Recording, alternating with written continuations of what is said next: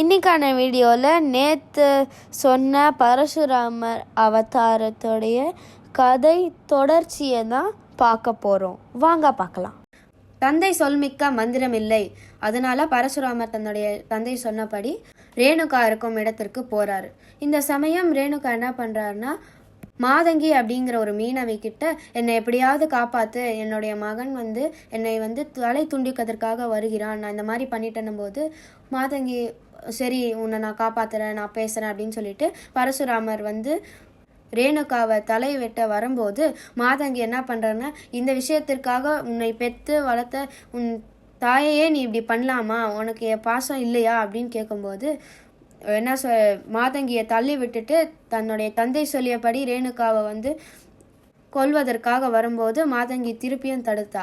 அது தடுக்கும்போது கோபத்தின் உச்சகட்டத்தில் இருந்த பரசுராமர் 2 பேர் தலையையும் துண்டிக்கிறார். இரத்த கரையோடு திரும்பி வந்த பரசுராமரை பார்த்து ஜமதக்கினி மிகவும் பெருமை அடைகிறார். நான் சொன்ன வார்த்தையை நீ காப்பாத்துறதுனால எனக்கு ரொம்ப பெருமையா இருக்கு, உனக்கு என்ன வரம் வேண்டுமோ கேள் அப்படின்னு ஜமதக்கினி தன்னுடைய மகனான பரசுராமர் கிட்ட கேட்கும்போது பரசுராமர் என்ன சொல்றாருன்னா, என்னுடைய அம்மாவை நீங்கள் திருப்பி கொண்டு வாங்க, உயிரோட கொண்டு வாங்க, அதே மாதிரி அவங்களுக்கு இதெல்லாம் நடந்த எந்த நினைவுமே இருக்கக்கூடாது அப்படின்னு ஒரு வரத்தை கேட்குறார். ஜமதக்கினியும் வரம் கேட்டபடி பரசுராமனுடைய அம்மாவான ரேணுகாவை திருப்பி உயிரோடு கொண்டு வருவதற்காக அவர் என்ன பண்ணுறாருன்னா, ஒரு மந்திர ஜலத்தை அவர் பரசுராமர் கிட்ட கொடுத்து, இந்த ஜலம் வெட்டப்பட்ட தலையை உடலோட சேர்த்து இந்த ஜலத்தை நீ தெளிக்கும் போது உன்னுடைய அம்மா திருப்பி உயிரோட வருவா அப்படின்னு சொல்லி அனுப்புறார். வேக வேகமாக ஓடி சென்று பரசுராமர் தன்னுடைய அம்மாவை உயிரோடு கொண்டு வருவதற்காக பண்ணும்போது ரேணுகாவுடைய தலையை மாதங்கியோட உடலுக்கும் மாதங்கியோடைய தலையை ரேணுகாவின் உடலுக்கும் மாற்றி ஒட்ட வச்சு ஜலத்தை தெளிச்சிடுறார். இப்போ 2 பேருமே உடலும் மாறி தலையும் மாறி காட்சி அளிக்கிறார். இதில் என்ன கதை சொல்லப்படுறதுன்னா, பரசுராமரின் அன்னையான ரேணுகா தான் இந்த பூலோகத்தில் மாரியம்மனா அவதரிக்கப்படுறா. அதனால தான் மோஸ்ட் மாரியம்மன் கோவிலில் வெறும் அம்மனுடைய தலையை மட்டும்தான் வைத்து பூஜை செய்யப்படுகிறது அப்படிங்கிற ஒரு கதை இருக்குது. இப்போ தேகய நாட்டு மன்னனான கிருத்தவேரியனுக்கும் தன்னுடைய மனைவியான பத்மினிக்கும் கார்த்தவேரிய அர்ஜுனன் அப்படிங்கிற ஒரு பையன் பிறக்கிறது. இவர் பிறக்கும்போது கைகள் இல்லாமல் பிறக்கிறாரு. அப்போ தத்தாத்திரேயனுடைய அருளை கொண்டு கார்த்தவீரிய அர்ஜுனனுக்கு 1000 கை அளிக்கப்படுறது. அது மட்டும் அல்லாமல் விஷ்ணு பகவானை தவிர வேற யாராலும் அவரை அழிக்க முடியாது அப்படிங்கிற ஒரு வரமும் அளிக்கப்படுறது. மகிஷ்மதி அப்படிங்கிற ஒரு நகரத்தையே தலைநகரமாக கொண்டு ஆட்சி செய்து வந்த கார்த்தவீரிய அர்ஜுனன் ஒரு நாள் வேட்டையாடுவதற்காக செல்லும்போது ரொம்ப கலைந்து போகிறாரு. அப்போ தான் அவர் ஜமதக்கினியோடைய முனிவருடைய ஆசிரமத்தில் தங்க ஓய்வெடுக்கலான்னு சொல்லிட்டு வரும்போது ஜமதக்கினி முனிவரும் அவர் பல பிரம்மாண்டங்களோடு வரவேற்று அவருக்கு தேவையான வசதிகள் எல்லாமும் தந்து அவருக்கு அறுசுவை உணவையும் அளிக்கிறார். இதெல்லாம் எதனால் அளிக்கப்படுறதுன்னா காமதேனு அப்படிங்கிற ஒரு டிவைன் கவ்வால் தான் அளிக்கப்படுறது. இதை பார்த்த உடனே கார்த்தவீரிய அர்ஜுனனுக்கு அந்த காமதேனுவை நம்ம எப்படியானா நம்ம கைக்குள்ளே கொண்டு வரணும்னு சொல்லிட்டு ஒரு பேராசை வருது. ஜமதக்கினி முனிவர்கிட்ட கேட்கும்போது அதெல்லாம் தர முடியாதுன்னு சொல்கிறார். அதனால இரவோட இரவாக அந்த காமதேனுவை கடைத்தி கொண்டு வந்துடுறார் கார்த்தவீரிய அர்ஜுனன். இது பரசுராமன் ஆசிரமத்துக்கு திருப்பி வரும்போது ஜமதக்கினி முனிவர் தன்னுடைய பையன்கிட்ட சொல்லும்போது பரசுராமன் இதுக்கான தண்டனை கண்டிப்பாக அவனுக்கு அளிக்கப்படும் சொல்லிட்டு என்ன ஆகுதுன்னா, மகிஷ்மதிக்கு போய் கார்த்தவீரிய அர்ஜுனனோட கடும் போரிட்டு அவருடைய படையை முதல்ல எல்லாரையும் அழிச்சு ஒருத்தர் கூட மிச்சம் வைக்காம எல்லாரையும் வென்று கடைசியில் கார்த்தவீரிய அர்ஜுனனுடைய 1000 கைகளையும் வெட்டி அவருடைய தலையும் துண்டிக்கப்பட்டு வெற்றியுடன் திரும்பி வருகிறார் பரசுராமன் காமதேனுவோட அந்த ஜமதக்கினியோடைய ஆசிரமத்துக்கு.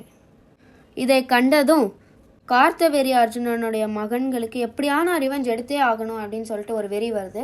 அதனால ஜமதக்கினி ஆசிரமத்துக்கு போய் ஜமதக்கினி முனிவரை தன்னுடைய மனைவியான ரேணுகாவின் கண் முன்னாலே ரொம்ப கொடூரமாக தலையை வெட்டி அவள் ஜமதக்கினி முனிவரை கொன்னுடுறா. இதெல்லாம் பரசுராமர் அந்த இடத்துல இல்லாத போது பண்ணுறதுனால பரசுராமர் இந்த செய்தியை கேட்டு ஆசிரமத்துக்கு திருப்பி ஓடி வரும்போது என்ன ஆகுதுன்னா, ரேணுகா தன்னுடைய மாரில் வந்து 21 தரம் அடித்து அழறதா சொல்லப்படுறது. அதே மாதிரி ஜமதக்கினி முனிவரோட உடலையும் 21 காயங்கள் இருக்கிறதா சொல்லப்படுறது.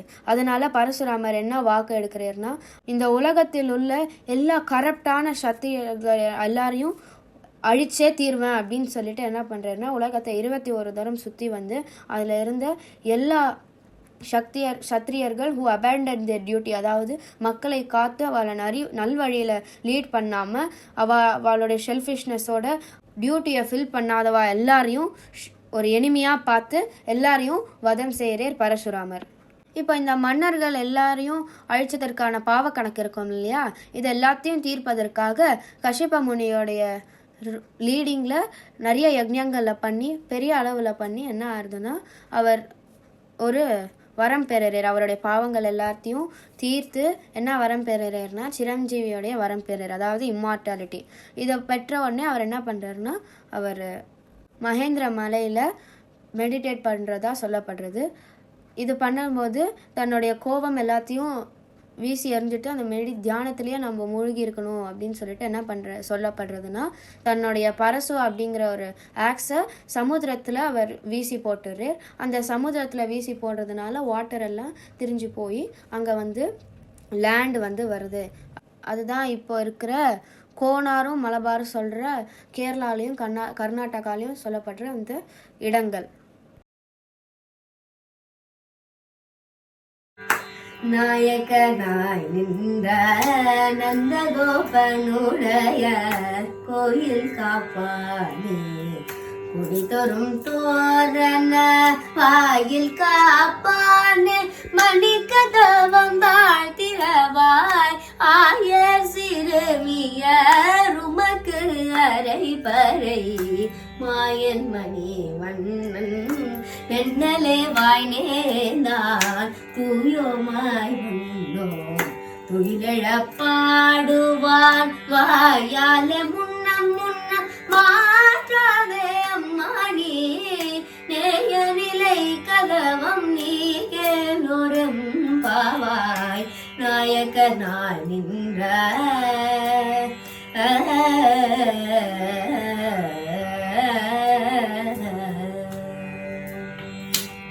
ஆண்டாள் திருவடிகளே சொல்லணும்.